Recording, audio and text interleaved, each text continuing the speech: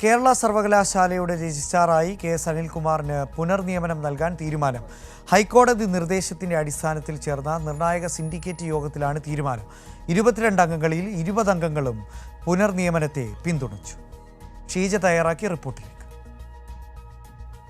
ഹൈക്കോടതിയുടെ ഇടപെടലിനെ തുടർന്നാണ് കേരള സർവകലാശാലയിൽ അനിശ്ചിതത്വത്തിലായിരുന്ന സിൻഡിക്കേറ്റ് യോഗം ഇന്ന് ചേർന്നത്. ഏതായാലും സിൻഡിക്കേറ്റ് യോഗം ചേരുകയും സിൻഡിക്കേറ്റിൽ പ്രധാനമായും രജിസ്ട്രാറുടെ നിയമനം സംബന്ധിച്ചുള്ള വിഷയം തന്നെയായിരുന്നു പ്രധാന അജണ്ട എന്ന് പറയുന്നത്. ഇതിൽ ഇടത് സിൻഡിക്കേറ്റ് അംഗമായ അഡ്വക്കേറ്റ് ജി മുരളീധരനാണ് ഈ വിഷയം അവതരിപ്പിച്ചത് സിൻഡിക്കേറ്റ് യോഗത്തിൽ. അതിനൊപ്പം തന്നെ സിൻഡിക്കേറ്റ് യോഗത്തിൽ ഈ വിഷയം അവതരിപ്പിച്ചപ്പോൾ സിൻഡിക്കേറ്റിൽ ഉണ്ടായിരുന്ന 25 പേരിൽ 23 പേരും ഈ തീരുമാനത്തെ പിന്തുണയ്ക്കുകയായിരുന്നു. UDF അംഗം പിന്തുണച്ചു. 2 BJP അംഗങ്ങൾ മാത്രമാണ്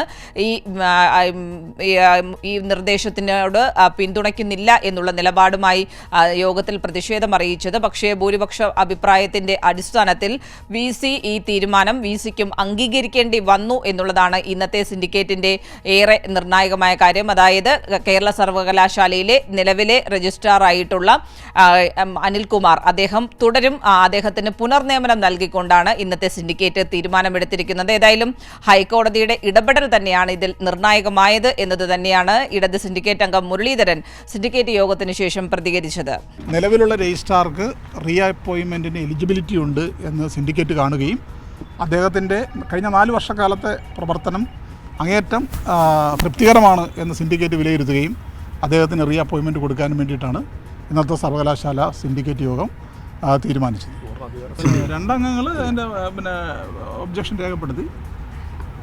അത് ഭൂരിപക്ഷ സിൻഡിക്കേറ്റിന്റെ ഭൂരിപക്ഷ തീരുമാനം. നേരത്തെ സിൻഡിക്കേറ്റ് യോഗം അടിയന്തരമായി വിളിച്ചു ചേർക്കണമെന്നാവശ്യപ്പെട്ടുകൊണ്ട് ഇടത് സിൻഡിക്കേറ്റ് അംഗങ്ങൾ വൈസ് ചാൻസലർ ഡോക്ടർ മോഹനൻ കുന്നുമ്മലിന് കത്ത് നൽകിയിരുന്നു. പക്ഷേ ഈ കത്ത് ഒരു തരത്തിലും പരിഗണിക്കാൻ VC തയ്യാറാകാത്തൊരു സാഹചര്യമായിരുന്നു. നേരത്തെ തന്നെ VCക്കെതിരെ സിൻഡിക്കേറ്റ് അംഗങ്ങൾ വിമർശനം ഉന്നയിച്ചിരുന്നു. പ്രത്യേകിച്ചും സർവകലാശാലയുടെ പ്രവർത്തനം ആകെ അവതാളത്തിലാഴ്ത്തുന്ന രീതിയിലേക്ക് സിൻഡിക്കേറ്റ് യോഗം വിളിക്കാതെ അത് അനിശ്ചിതത്വത്തിലാക്കിക്കൊണ്ടുള്ള നടപടി അത് ശരിയല്ല എന്നുള്ള കാര്യം നേരത്തെ തന്നെ വിമർശനമായി ഉന്നയിച്ചിരുന്നു. അതിന് പിന്നാലെയാണ് ഇത്തരത്തിലൊരു കത്ത് കൂടി നൽകുന്നത്. പക്ഷേ ആ കത്ത് പരിഗണിക്കാതെ വന്ന ഒരു സാഹചര്യത്തിലാണ് ഇടത് സിൻഡിക്കേറ്റ് അംഗം മുരളീധരൻ ഹൈക്കോടതിയെ സമീപിക്കാൻ തീരുമാനിച്ചത്. ഹൈക്കോടതിയിൽ നിന്ന് VCക്ക് തിരിച്ചടി നേരിടേണ്ടി വന്നു.